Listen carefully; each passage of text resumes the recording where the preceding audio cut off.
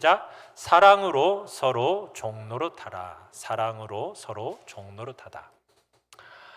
우리 한국교회는 초대 선교사들이 들어오면서 우리 한국교회 실정에 맞게 금지시킨 게 있습니다.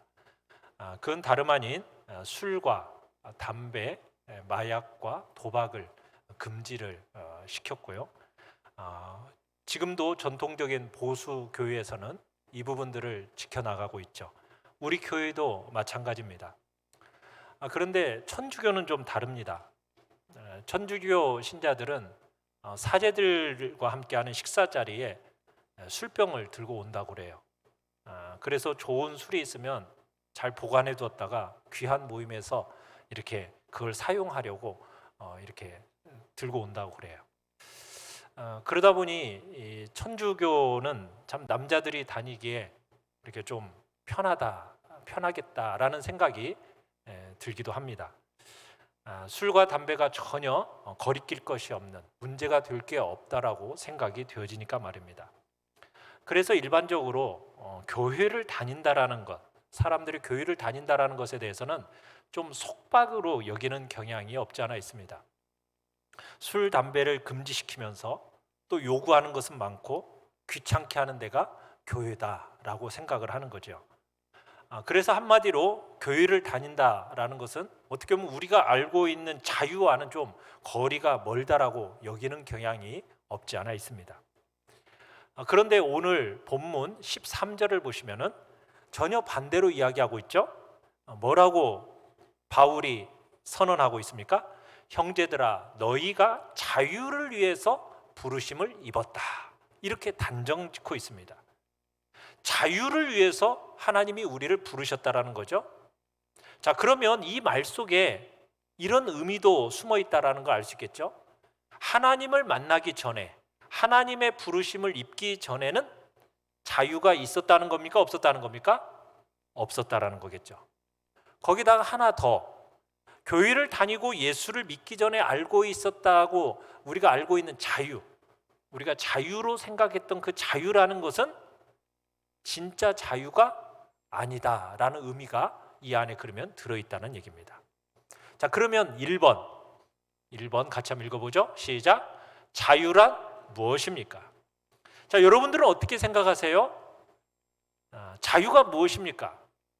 세상적인 관점 안에서 그 자유라고 생각하는 것은 그저 내가 뭐든지 하고 싶은 대로 하는 것, 하며 사는 것, 이게 자유라고 생각하는 경향이 없지 않아 있어요. 그러면은 사전적인 의미 네이버에서 찾아봤습니다. 네이버 어휘사전에 자유가 무엇인가 하고 1번과 2번이 나오는데 같이 한번 볼까요? 자, 1번 시작. 외부적인 구속이나 무엇에 얽매이지 않고 자기 마음대로 할 수 있는 상태. 자, 2번 시작. 법률의 범위 안에서 남에게 구속되지 않고 자기 마음대로 하는 행위. 이게 이제 자유라고 사전에 나와 있습니다. 자, 그러면 1번과 2번에 공통점이 있죠. 뭐가 공통적인 어구가 있어요? 그 공통적인 어구가 둘 다 공통적으로 지금 등장하는 문구가 있어요. 그게 뭐였어요? 자기 마음대로. 그죠? 자기 마음대로. 그러니까 세상이 자유라고 이렇게 의미하는 핵심은 자기 마음대로입니다. 그러니까 법에 저촉되지 않는 가운데 자기가 하고 싶은 일을 마음대로 하면서 사는 것, 이걸 자유라고 사람들은 일반적으로 생각한다는 겁니다. 자, 그러면 과연 이게 성경에서 말하는 자유와 동일한 것일까? 여러분들은 어떻게 생각하세요? 내가 하고 싶은 대로, 내 마음대로, 내 욕망대로 하고 싶어 하는 것이 과연 자유일까요? 여러분, 성경에 의하면은 우리 모두 다 태생적으로 죄사모 회원들입니다. 요즘에 뭐 우리 카페 안에서 무슨 사모 하는 무슨 사모 하는 카페들이 많이 있지 않습니까? 그런데 우리는 모두 다 죄를 사랑하는 사람들의 모임이란 얘기예요. 우리 인간은 다 타락한 본성의 욕구에 아주 충실한 죄의 노예들이라는 얘기입니다. 사람들이 뭐 빛을 좋아할 것 같고 어둠을 싫어할 것 같지만 그렇지가 않습니다. 우리의 인간의 본성이라는 것은 굉장히 빛을 싫어하고 오히려 어둠을 좋아해요. 그러면서 죄가 사람들을 얽매이고 있습니다. 우리의 인생을 얽매고 있어요. 불행하게도 이 죄에서 사람들이요, 빠져나오고 싶은 생각이 없어요. 죄를 즐기고 싶어 합니다. 죄가 좋아서 그냥 거기에 머물고 싶어 해요. 그러다가 어쩌다가 좀 정신 차린 사람들이 있어요. 정신이 들면은 그 죄에서 좀 빠져나오려고 해요. 근데 빠져나올 능력이 있어요, 없어요? 능력이 없어요. 내 발목을 죄가 꽉 붙잡고 있다 보니까 빠져나오지를 못합니다. 죄의 덫에 꽉 사로잡히게 되다 보니까 몸부림을 쳐도 여러분 빠져나오지를 못해요. 나를 이 죄라는 것이 파괴하는 것도 알아요. 우리의 가정을 파괴시킬 것도 알아요. 그러면서도요, 그리고 죄의 힘을 못 이깁니다. 어떻게 보면 하나님 다음으로 가장 힘이 센 것이 뭘까? 이렇게 한번 물어본다면 아마 죄가 아닐까 싶어요. 이 죄의 힘이라는 것이 굉장히 대단합니다. 내가 뿌리치지를 못해요. 세상의 모든 인생들이 그래서 너나 할 것 없이 다 등 뒤에다가 무거운 커다란 죄짐 덩어리들을 지고 인생길을 터벅터벅 걸어가고 있는 것이 우리 인생의 모습입니다. 도저히 그 죄짐을 내려놓을 수가 없어요. 막 어깨를 턴다고 해가지고 그것이 흔들어서 떨어질 수 있는 게 아닙니다. 그렇다면 이 죄의 짐을 벗어버릴 수 있는 방법, 그게 무엇입니까? 하나님께서 우리의 죄짐을 친히 그분의 손으로 벗겨내셔야 가능해요. 그때만 우리가 죄로부터 자유로워질 수가 있는 겁니다. 노예 해방처럼 죄에서 해방될 수가 있는 거예요. 이게 바로 뭐냐? 복음입니다. 이게 복음이에요. 사람들이 예수를 믿으면 자유를 얻습니다. 여러분, 이 자유라는 것은 복음이 우리에게 가져다 주는 놀라운 선물이에요. 자유는 하나님께서 우리를 불러서 구원하신 중요한 목적입니다. 우리가 주님을 믿음으로 말미암아 자유를 얻는데 무엇으로부터의 자유입니까? 죄로부터의 자유입니다. 정죄로부터의 자유입니다. 죄로 인한 심판으로부터의 자유입니다. 죄의 대가인 사망으로부터의 자유함을 우리가 얻게 됩니다. 이 세상 사람들의 가장 큰 질고요 두려움인 그 죽음으로부터 벗어나게 된다는 얘기입니다. 세상으로부터, 사탄으로부터 자유함을 얻게 되는 것이 바로 우리가 믿음으로 말미암아 얻게 되어지는 자유입니다. 그러니까 성경이 우리에게 말하는 자유라는 것은 또 이런 겁니다. 특별히 우리가 하나님의 은총을 얻기 위해서 여러분, 우리에게 공로, 자격, 어떤 행위, 이걸 구비해야 됩니까? 안 해도 됩니까? 구비해야 되나요? 구비되지 않아도 우리가 하나님 앞에, 하나님의 보좌에 담대히 나아갈 수 있습니다. 우리가 하나님이 나를 혹시나 외면하시는 않을까, 나를 거절하시지 않을까, 여러분 그것에 대해서 두려움 필요가 없어요. 내가 뭘 자격을 갖추지 않았어도 하나님의 보좌 앞에 들어가는 데 있어서 우리는 믿음으로 담대히 들어갈 수 있게 되는 겁니다. 이게 참된 자유를 우리에게 하나님이 주신 결과물이죠. 여러분, 모든 진실한 성도들은 예수 그리스도의 그 공로로 말미암아 하나님의 그 완전한 사랑과 자유가 주어지게 된 겁니다. 자, 그러면은 우리가 이 자유라는 것이 우리가 오해해서는 안 돼요. 우리가 이 자유를 오해하면은 왜곡되게 사용될 수 있기 때문입니다. 아까 얘기한 것처럼 자기 마음대로라는 이 표현처럼 자유를 우리가 왜곡되게 사용할 수 있다는 거예요. 자, 2번을 같이 한번 읽어보죠. 2번 시작. 자유를 육체의 탐닉으로 삼지 말라. 자, 오늘 본문 13절을 다시 한번 읽어보겠습니다. 13절 시작. 형제들아 너희가 자유를 위하여 부르심을 입었으나 그러나 그 자유로 육체의 기회를 삼지 말고 오직 사랑으로 서로 종노릇하라. 자, 분명 우리에게 자유가 주어졌다라고 말씀하시는데 그 자유를 왜곡되게 사용할 수 있다라고 지금 성경이 얘기하고 있는 겁니다. 어떻게 말입니까? 육체의 기회를 위하여 왜곡된 형태로 자유를 사용할 수 있다. 지금 이 표현을 얘기하고 있는 거죠. 자, 그러면 육체라는 게 뭡니까? 우리가 육체라는 것은 우리 이 몸, 신체만을 가리키는 게 아닙니다. 이 육체라는, 성경에서 말하는 육체라는 표현 속에는 우리 몸 안에 들어있는 악하고 타락한 경향성까지 포함시키고 있는 겁니다. 우리 인간들은 다 죄를 가지고 태어나요.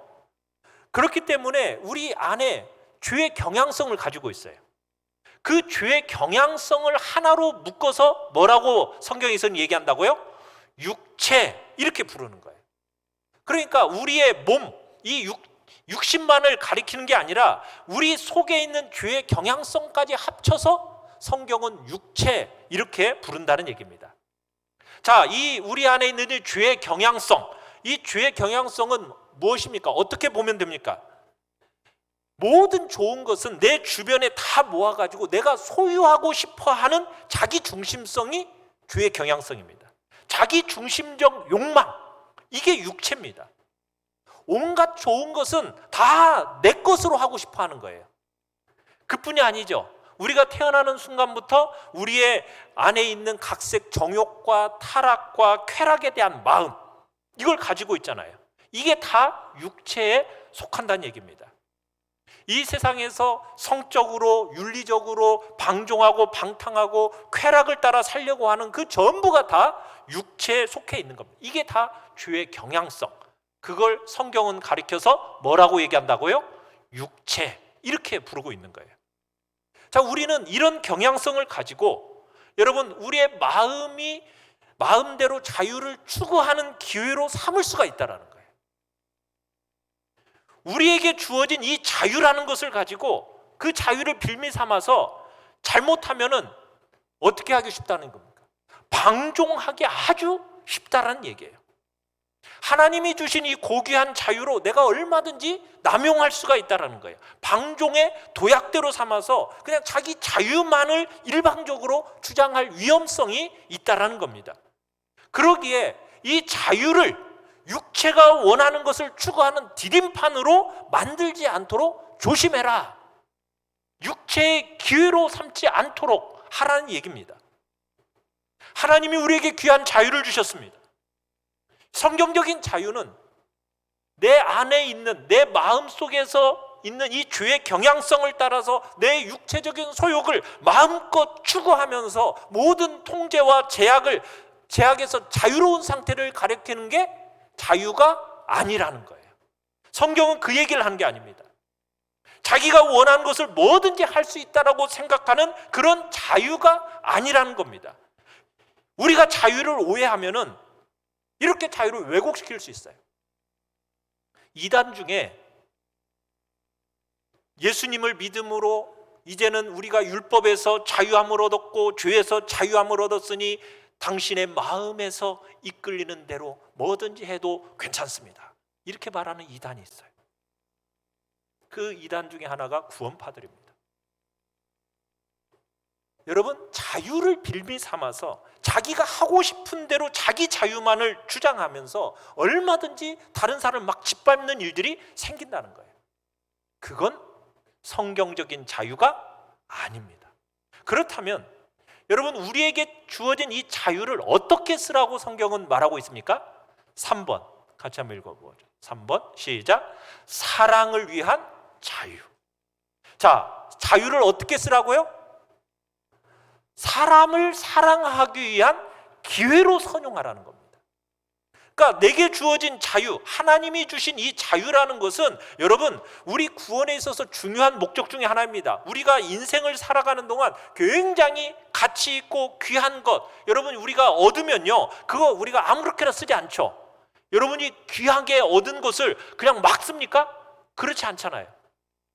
너무 쉽게 얻으면은 쉽게 써버리는 게 참 도박이나 어떤 복권에 당첨된 사람들 쉽게 얻으니까 막 쉽게 써버리지만 정말 힘들어서 가치 있고 귀하게 얻은 것들은 그렇게 쉽게 쓰지를 못해요. 그의 귀중함에 걸맞게 잘 쓰고 싶어하는 게 우리 인간의 마음이에요. 마찬가지로 자유라는 것은 하나님이 정말 값을 지불하면서 우리에게 주신 너무나도 귀중한 자유입니다. 이 자유를 정말 자신의 육체가 원하는 것, 자기 고집대로 자신이 좋아하는 것 마음대로 할 수 있는 그 핑곗거리, 그것으로 우리가 변질시킬 수가 없다는 거예요. 이 자유를 가지고 무슨 기회로 삼아라? 사람을 사랑할 수 있는 기회로 삼으라고 얘기하고 있는 겁니다.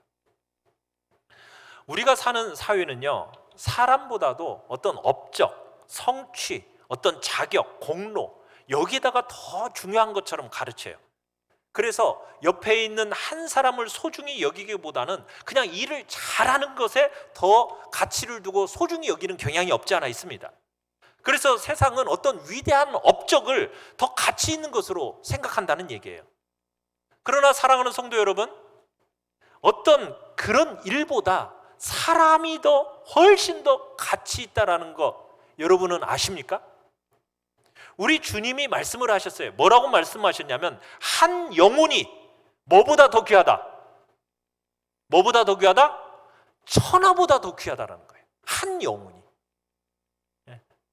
한 영혼이 하늘과 땅보다도 훨씬 더 귀하다라는 것이 우리 주님의 가르침입니다. 여러분, 이건 형식적인 표현이 아니에요. 이게 성경적인 가치관이요, 성경적인 세계관입니다.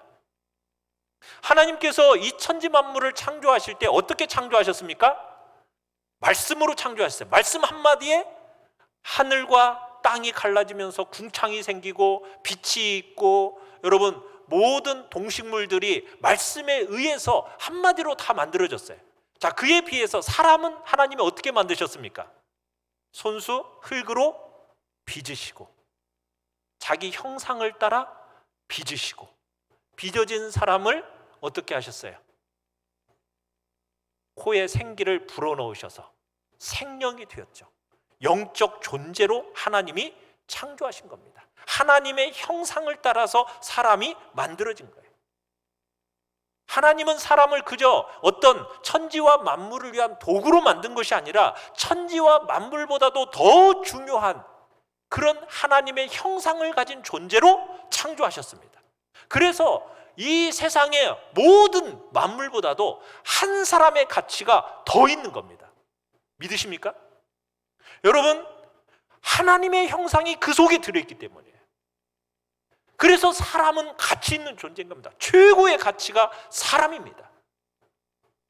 그래서 인간의 존엄성이 바로 성경에서 나오게 된 거예요. 바로 그래서 하나님은 그 고귀한 자유를 우리에게 주시면서 그 귀한 자유를 어디에 사용하라고요? 어디에 쓰라고요? 그 사람을 만드신, 정말 고귀하게 만드신 그 사람을 위해서 그 자유를 쓰라는 거예요. 그 자유를 어떻게 해요? 사람을 사랑하고 사람을 아끼고 사람을 존중하기 위해서 그 자유를 사용하라고 말씀하고 계시는 겁니다.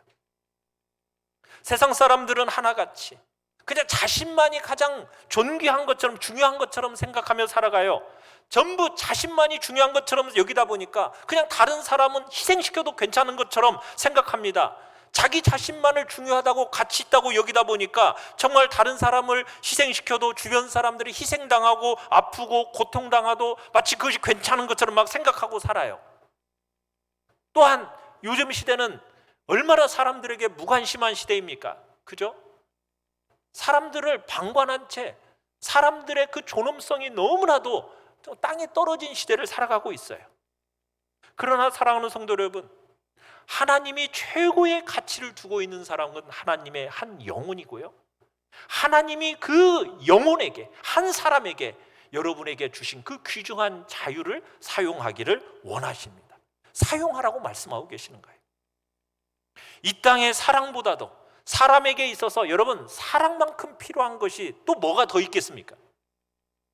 우리가 이 땅을 살아가면서 누군가를 인격적으로 바르게 사랑하고요, 여러분, 누군가로부터 인격적으로 바르게 사랑을 받을 때 여러분, 그것만큼 우리를 행복하게 만드는 것이 없습니다.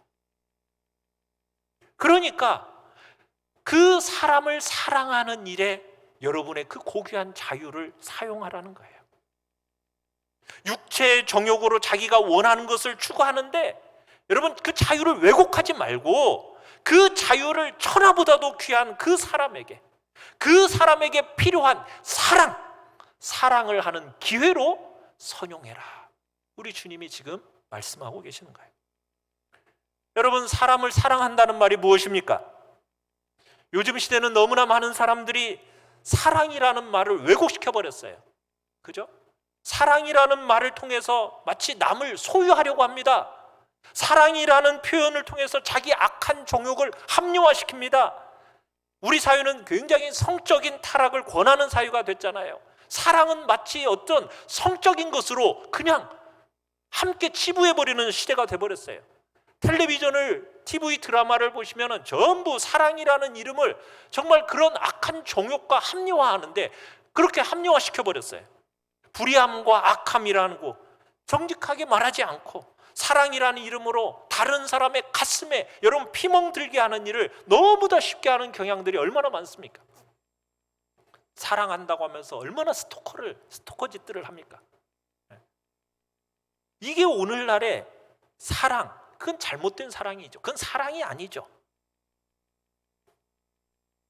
그렇다면 여러분 참된 자유를 가져다 주는 그 사랑의 내용은 무엇입니까? 자, 4번을 읽겠습니다. 4번. 시작. 사랑은 종로로 타는 것이다. 본문에 나오는 것처럼 사랑은 뭐 하는 것이다고요? 종로로 타는 것입니다. 종로로 타는 것. 참 역설적이죠. 복음은 우리에게 뭘 주었다고 분명히 선언했는데 자유를 줬다라고 분명히 선언하고 있는데 갑자기 뭐 하라고요? 종로로 타래요. 종로로 타래요. 죄와 정욕으로부터 이제 우리가 자유를 주셨는데 이 자유를 가지고 육체의 기회로 삼지 말고 사용하지 말고 어떻게 하라고요? 사랑으로 서로 뭐 해라? 종로로 타라. 종로로 타는 기회로 삼아라. 이게 성경이 정말 보여주는 세상 속에서 살아가는 우리 성도들의 자유한 모습입니다. 여러분, 사랑이라는 것은 그저 내게 가진 것 일부를 떼어주는 게 사랑이 아니라는 거죠. 사랑이라는 것은 뭡니까? 상대방을 이용하려 드는 게 아닙니다. 나의 행복을 위해서 다른 사람의 상처를 상대적으로 가볍게 생각하는 것이 사랑이 아니에요.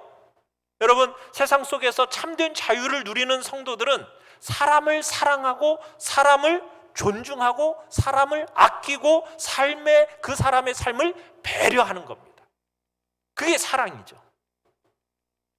그 사람의 삶이 얼마나 가치 있는지를 알기 때문에 여러분, 내가 뭐 강요한다고 해서 내게 명령한다고 해서 그런 사람이 없어도 내가 사랑 때문에 기꺼이 종로로 타는 사람, 그게 바로 성도라는 거예요.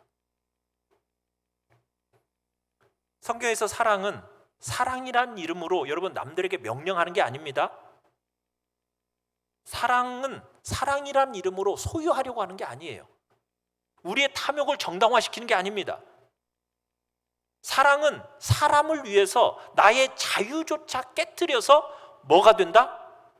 종이 되어서 상대방을 섬기고 상대방을 더 존귀하게 만드는 것이 바로 뭐다? 그게 사랑이라는 거예요. 이게 성경이 가르치는 사랑의 핵심입니다. 사람을 사랑하는 것은 그저 내가 할 수 있는 작은 것을 떼어주는 게 아니라는 거예요. 사랑은 전부를 요구합니다. 왜요? 그 전부를 주기 위해서는 나를 어떻게 해야 돼요? 나를요 꺾어야 되는 거예요. 희생해야 되는 거예요. 깨트려야 되는 거예요. 나를 부정해야 되는 거예요. 나를 죽여야 되는 거예요. 그렇지 않으면요 사랑할 수가 없어요. 여러분, 그 사랑을 하나님께서는 가정을 통해서 배울 수 있도록 하셨어요. 부부를 통해서, 또한 자녀들을 양육함을 통해서 사랑이 뭔지를 배워가게 하셨습니다. 여러분, 자녀 양육을 하는 가운데 정말 어린 자녀가 나면서부터 얼마나 자기 부정을 합니까? 그죠? 자기를 부정하고 자기를 희생함이 없이는 사랑할 수가 없다는 거, 여러분들이 자녀들을 키워가면서 배우셨을 거예요. 나 자신을 꺾어야 되고, 나를 포기하고, 나를 희생하지 않으면은 이 한 인격을 사랑할 수 없다라는 것을 우리가 자녀를 키우면서 배우게 돼요. 이제는 우리가 자녀를 사랑한 것처럼, 이제는 하나님께서 주신 더 큰 가정이 무엇입니까? 교회입니다. 이 교회를, 그 교회 지체들을 사랑하는 거예요. 그들에게 돈과 시간과 관심을 쏟으면서 서로를 아끼고 서로에 대해서 나누면서 희생적인 사랑하는 것, 이게 더 큰 가정인 교회를 위해서 우리가 해야 할 몫이라는 겁니다. 하나님께서 우리에게 가족을 주신 이유는 바로 그런 뜨거움과 그 사랑의 깊이와 사랑의 온전함을 배우고, 그 배운 것을 이제는 옆에 있는 이웃과 옆에 있는 지체들을 사랑하고 아끼라고 가족을 주신 거예요.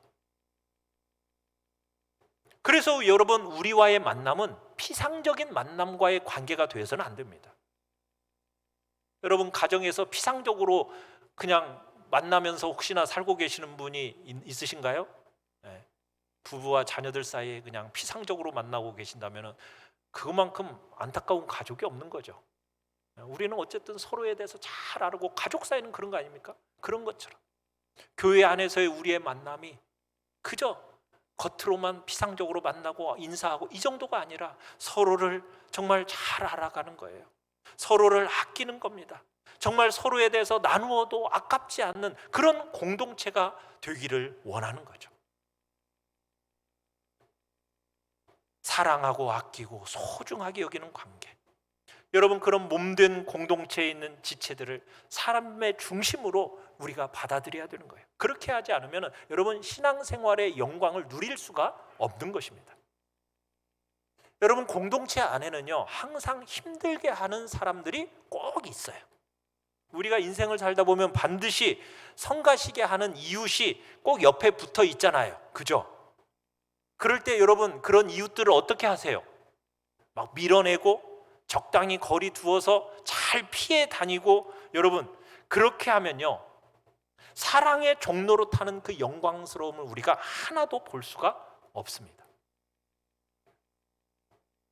누군가를 위해서 종이 되고 희생하는 사랑, 여러분, 그 사랑은요, 어렵고 까탈스럽고 가까이 두고 싶지 않은 그 사람을 만날 때 일어나는 거예요. 성경이 말하는 사랑인지를 볼 수 있는 그 중요한 현장은 바로 그런 사람을 만날 때 가능하다라는 거예요. 그러나 우리의 부패한 본성은 그렇지 않습니다. 내 마음에 드는 사람 좋아하고, 내가 가까이 하고 싶은 사람 가까이 하고, 그러다 보니 공동체 안에서 끼리끼리 모이면서 끼리끼리 좋아하는, 그게 이제 우리의 부패한 본성의 모습이에요. 그러나 사랑하는 성도 여러분, 하나님은요, 우리를 한 몸으로 부르셨습니다. 여러분, 이 한 몸으로 부르실 때 여러분이 선택한 거 있어요, 없어요?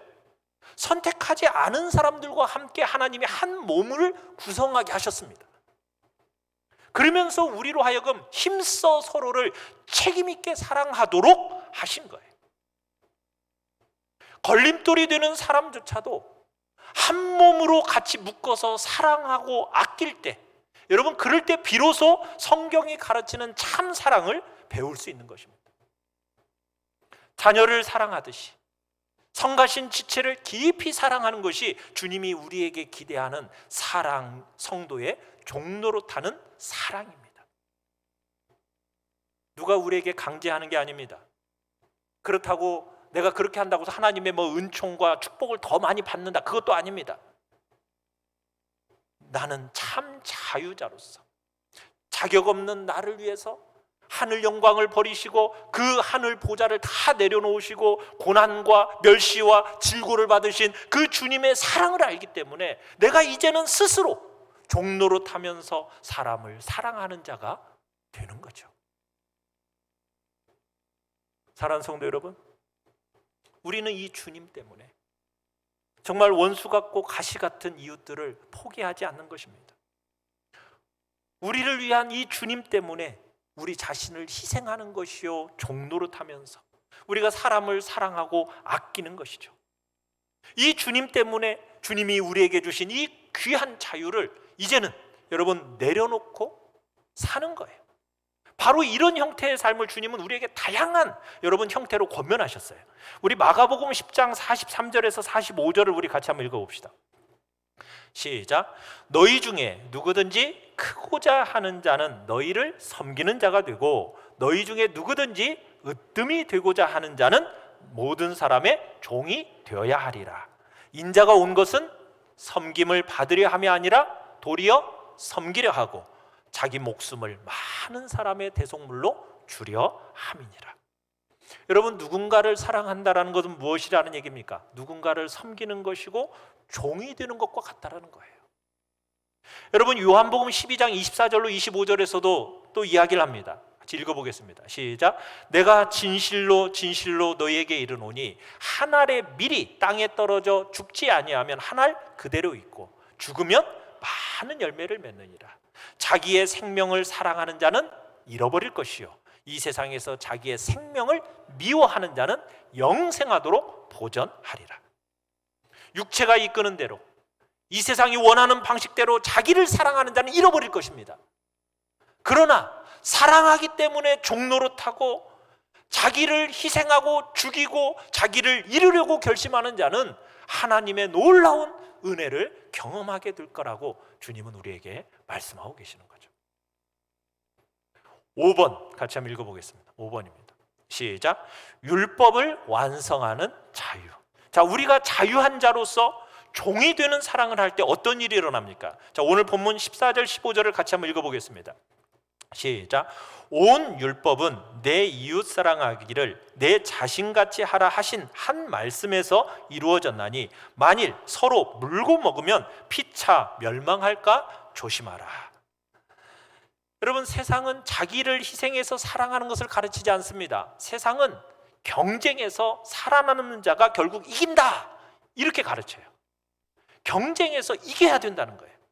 그러다 보니 세상 사람들은 서로 끊임없이 물고 먹는 겁니다. 여러분, 서로 물고 먹는다는 얘기는 마치 이와 같은 거예요. 하이에나 떼, 이리 떼들이 정말 먹이를 놓고서는 달려들어서 막 서로 사납게 뜯어먹는 광경이 있지 않습니까? 그런 광경이 서로 물고 먹는다는 거예요. 여러분, 이런 일이요 밖에서만 있는 것이 아니라 교회 안에서도 얼마든지 벌어질 수가 있습니다. 서로 간에 자유를 위해서 부르심을 받은 사람이다 라고 하면서 자기의 자유만을 생각하면서 그 자유를 육체의 기회로 삼아버리잖아요. 그러면은 상대방에 대한 배려가 전혀 없이 자기 자유만 일방적으로 주장하면은 이런 일이 일어나는 거예요. 혼자만이 아니겠죠. 막 다른 사람들까지 함께 너만 잘났냐 하면서 다른 사람들도 다 같이 이렇게 나오면은 이 자유를 근거로 해서 서로 양보하지 않고 물고 뜯고 상처 주고 고통을 가한다고 한번 생각해 보십시오. 그러면은 과연 더 이상 치료가 불가능할 정도로 서로 뜯어먹게 되는데 결론이 어떻게 되겠어요? 성경의 얘기처럼 둘 다 멸망하는 겁니다. 경쟁에서 이기면은 내가 살아남는 것 같죠? 그게 아니라는 거예요. 결국은 피차 망한다는 거예요. 같이 죽는다는 거예요. 그건 생명의 길이 아니라는 거예요. 세상은 그런데 끝없는 경쟁 속에다가 그 속에서 이겨야만이 생명을 얻는다는 것처럼 말을 하는데 그게 아닙니다. 서로 물고 뜯으면은 결국 다 망하게 되어 있습니다. 반드시 같이 망하게 됩니다. 그러나 성경이 우리에게 가르치는 바는 것처럼 우리에게 주어진 자유를 가지고 이웃을 사랑하기 위해서 종노릇하면 어떤 일이 일어난다고요? 율법이 완성됩니다. 그로부터 오는 참된 만족과 행복이 우리의 삶에 있게 된다는 거죠. 그렇기 때문에 바울은 서로 사랑하라고, 서로 종노릇하라고 얘기하고 있는 것입니다. 종노릇, 노예를 의미하는 거, 노예. 멍에를 다시 매라는 얘기입니다. 우리는 이미 율법에서 벗어났어요. 그런데 다시 사랑의 율법을 지키라 요구하고 있는 겁니다. 이게 신앙입니다. 이게 신앙이에요. 자유로 부르심을 입었어요. 더 이상 율법이요 우리를 어쩌지 못합니다. 내가 율법을 지키고 안 지키고 이것 때문에 우리 여러분 하나님 눈치 볼 필요는 없어요. 내가 율법을 안 지켰다고 하나님 막 벌 내리시고 하나님이 너 지옥 이런 식으로 하지 않습니다. 우리는 율법의 문제로부터 또 율법의 심판으로부터 우리는 이미 해방이 되었어요. 율법에서 이미 자유로운 사람이 되어졌습니다. 그러나 우리는 이제 다시 사랑의 율법을 지키라고 요구받고 있는 거예요. 이미 죄에서 벗어난 자유인입니다. 그런데 기꺼이 이제는 뭐가 되는 거예요? 다른 사람의 종이 되라는 거예요. 억지가 아니고 어떻게 해요? 자원해서. 하나님이 죄의 멍에를 우리에게 벗겨주셨습니다. 그게 끝이 아니에요. 그래 이제 나는 자유인이다. 혼자 룰루랄라 산속에 들어가서 막 나는 자유인 이렇게 하면서 여러분 사는 거 남자들의 꿈이 아닙니다. 그게 자유가 아니에요. 그렇게 혼자 그냥 재밌게 산속에 들어가서 혼자 살면 그게 뭐예요? 그게 자유가 아니에요. 죄에서 벗어난데 다시 기꺼이 자유롭게 다른 사람의 종이 되기를 선택하라는 거예요. 이전처럼 죄의 종이 아닙니다. 육신의 욕망에 끌려가는 종이 아닙니다. 사랑의 종이라는 거예요. 오직 사로 사랑으로 종로로 따라. 하나님의 율법과 구약 39권의 모든 내용이 지금 오직 이 한 말씀에 녹아 있다라는 거죠. 내 이웃을 내 자신처럼 생각하라. 그리고 너희는 오직 사랑으로 서로 종로로 따라. 여러분 율법이라는 것은요, 하나님이 사람을 지으시고 나서 사람은 마땅히 이렇게 살아야 되는 거야, 이게 사람다운 모습이야 라고 기록된 하나님의 마음이 율법입니다. 우리는 하나님의 형상을 따라 지어졌기 때문에요, 하나님이 우리를 향해서 가지고 계신 그 마음이 충족이 되어질 때 여러분 그때 참된 기쁨과 만족을 누릴 수 있게 되는 거예요. 그러니까 여러분 율법을 지킨다라는 것은 나를 할례를 받고 내가 또한 여러 조항을 행해야 하는 거, 여러분 거기에 있는 게 아니라는 거예요. 율법의 완성은 뭐라고요? 사랑이에요. 그러면은 내가 나 자신을 깨뜨리고 종노릇하면서 누군가를 사랑하는 바로 그 자리에 율법의 온전한 회복이 있고 완성이 있다는 얘기입니다. 바로 그 자리에서 우리의 인생에 행복이 있고 만족이 열려진다는 거예요. 거기에 문이 열려 있어요. 행복과 만족의 문이 거기에 열려 있는 거예요. 이 땅의 사람들은 마치 자기가 원하는 대로 막 자기 마음대로 자기가 다 이루어지면 막 행복할 거라고 여기죠. 그래서 사람들은 돈을 쫓고 좋은 직장, 권력을 쫓고 어떤 높은 지위를 막 그거 얻으면 행복할 거라고 여기면서 막 그곳을 향해서 막 달려가고 있어요. 그죠? 요즘 대선을 향해서 달려가고 있는 모습들을 보더라도 꼭 그런 모습이에요. 여러분 그러면은 대권을 딱 쥐면은 행복할까요? 거기에 행복과 만족이 있을까요? 아닙니다. 그 조건들이 행복을 위한 길이 아니에요. 그런 것들이 우리에게 인생에 행복을 주는 게 아닙니다. 우리는 자유인입니다. 그렇다면 여러분 우리의 자유는요, 죄 짓는 자유가 아니고 이제는 죄에서 떠나는 자유입니다. 죄를 따라가는 자유가 아닙니다. 우리의 자유는 죄와 싸우는 자유입니다. 그전처럼 내 마음대로 사는 자유가 아닙니다. 이제는 하나님 마음대로 사는 자유입니다. 이 자유는 나를 위한 자유가 아닙니다. 다른 사람을 위한 자유입니다. 그렇기 때문에 여러분 이 자유를 육체의 기회로 삼지 말라고 말씀하는 거예요. 이 자유를 다른 사람을 사랑하고 다른 사람의 종노릇하면서 섬기는 쪽으로 이 자유를 쓰라는 거죠. 이게 행복에 이르는 길이라 얘기하고 있는 거예요. 여러분 구원과 새 생명을 얻은 이 자유를 가지고 여러분 나를 위해서 마음껏 쓰는 것은 이건 행복에 이르는 길이 아닙니다. 행복이라는 것은 사랑하고 상대방을 존중하고 나 자신의 모든 것을 누군가를 위해서 쏟는 종이 되어본 사람만이 누릴 수 있는 것입니다. 사랑하는 성도 여러분, 여러분은 종이 되어도 좋겠습니까? 네. 여러분 값을 지불하고 정말 사랑하신 우리 한 사람 한 사람을 위해서 우리 주님이 그 값을 지불하고 사신 이 하나님의 사람, 자 옆에 있잖아요. 그 한 사람 한 사람을 여러분들은 어떻게 알고 대하고 계십니까? 우리 모두가 이 참된 사랑을 알고 이 참된 사랑을 실천함으로 말미암아 이 땅에 주님의 그 참된 은혜와 사랑을 전하는 아름답고 귀한 도구가 되기를 바랍니다.